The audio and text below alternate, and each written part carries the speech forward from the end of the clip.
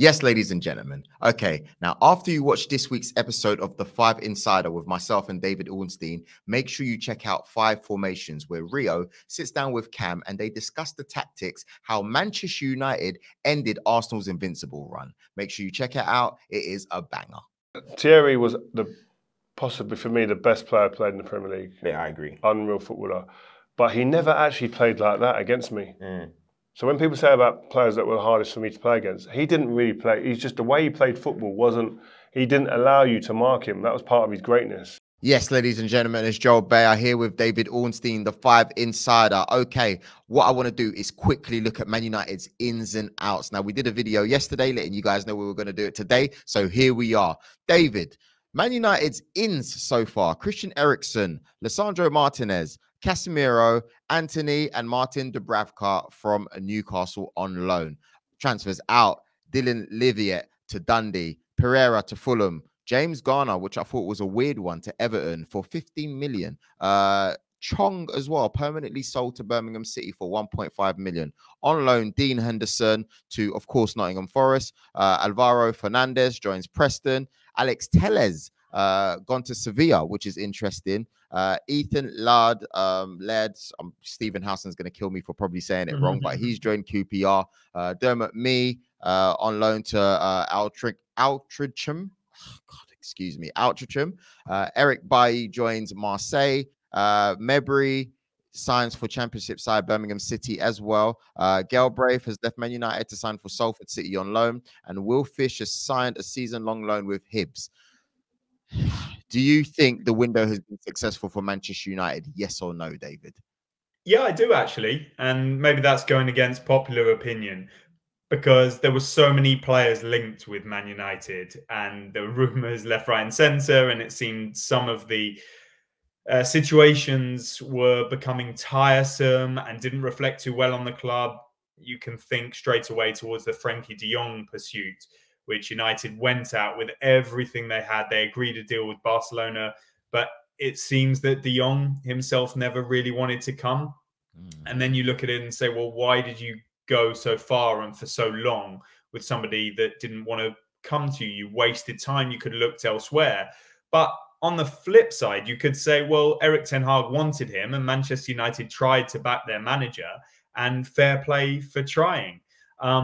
But what they've actually ended up with, if we put to one side all the speculation linking them with all manner of players, is from the back a really good backup goalkeeper who in his own right is a first choice. You know, he was starting quite regularly at Newcastle and does so for his national team as well. So they've got him on loan with an option to buy, although I think Newcastle have a recall clause as well.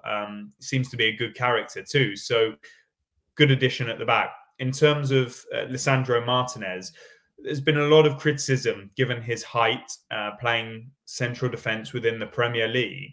But after a scratchy start, he's starting to show his qualities with some outstanding performances in United's mini revival. They call him the Warrior, and he's playing like that. He seems a fantastic personality as well, who's very suited to the Premier League in that sense. Arsenal had been looking to sign him and convert him to become a left back, but maybe, just maybe, it's going to prove inspired. When you look into midfield, of course, Casemiro, we don't need to talk about him much. He's an elite player. We haven't seen him yet at Manchester United properly, so we'll have to reserve judgment. But this is a guy who's won it all. He's a top player for club and country. Yes, he's at an age which, you know, you wouldn't normally look to be spending that level of finance in terms of the transfer fee and salary. And Real Madrid were probably quite pleased to move him on because he had done everything that he could there. But I think he is a star. He was a bit of an unsung hero of that triumvirate with Toni Kroos and Luka Modric.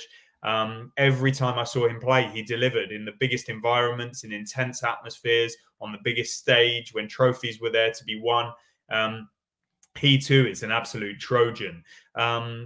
Christian Eriksen, he's an artisan. You know, he's going to be creating goals. He's going to be linking play. He's going to be scoring free kicks. of course. It was concern over him with his heart issue, but he proved in that 6 months at Brentford that he can still play at the top level. And that's why there were a number of clubs interested, including Brentford, in taking him. Manchester United made a really big and impressive contract offer, got him to Old Trafford. He'll know how Ten Hag thinks because they worked together at Ajax when he was training before returning to professional football after his cardiac arrest. And so that to me seems a really shrewd deal as a free transfer in terms of the transfer fee. And how can I forget Antony, the jewel in the crown, they will like to think.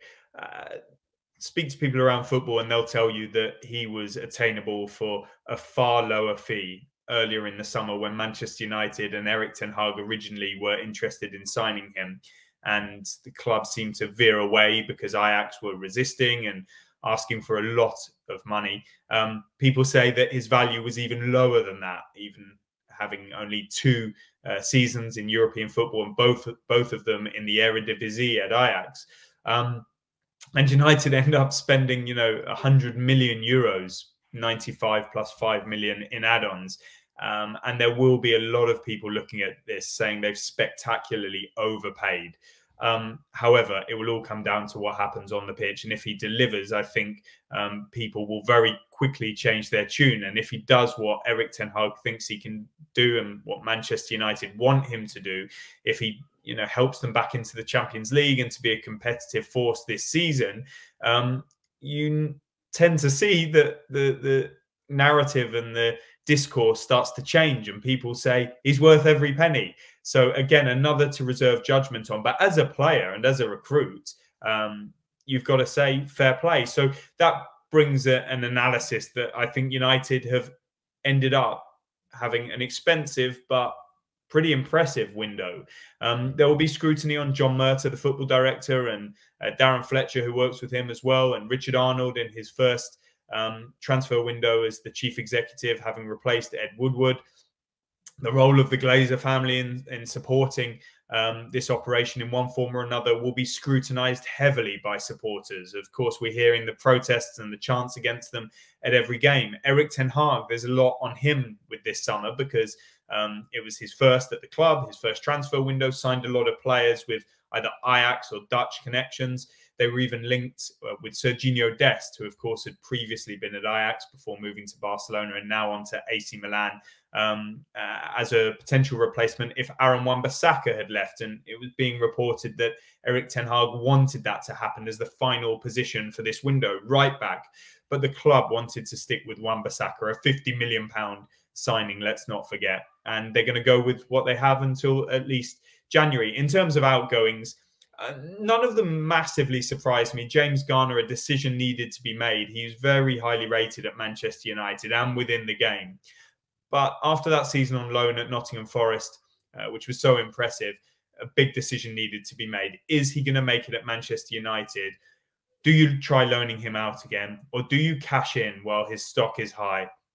They've decided to cash in. We can debate it all we like, but ultimately we can't on the one hand say that Manchester United are poor sellers, and then when they do sell and recoup a decent amount of money, say they shouldn't have done it. It is a bit of a gamble because perhaps he will flourish and it will come back to haunt United. I don't know if there's a buyback clause or sell on. I suspect there's something in there, but I would need to scrutinize the deal a little bit more. And in terms of the others, yeah, Chong's an interesting one because I think he was under contract until 2025 or 6, and so for him to leave permanently, Dutch youth international. But in terms of the others, I don't think there'll be massive grumblings. It's time to just focus on what United have got, give Ten Hag the backing he deserves, and there'll be more opportunities to strengthen in January and next summer. But United have now got a bit of momentum building with these results. Let's see if they can keep it up against Arsenal on Sunday, because that's going to be a massive test for both sides. I'm going to be there and I look forward to it.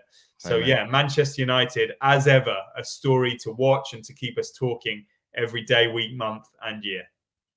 Thank you very much, David, for your time. And yes, we look forward to the United versus Arsenal game. And Yeah, there's going to be a lot of banter if Arsenal don't beat United this weekend, because I've been making a lot of noise on the channel. But thank you very much for joining us on the Five Insider this week. You take your rest because it's been a busy week for you. And please make sure you check out David Ornstein on his socials, on Twitter, on Instagram. Lovely content out there. And we will be back next week. Peace. Rooney's slotting around these areas, and you've got Van Nistelrooy always on the shoulder like that. And he'd say, listen, I'm going to come in, and he'll come with you all the time. Yeah. Lauren, let him come in, and then there's the spaces in behind, and getting behind the full back, in between the centre half.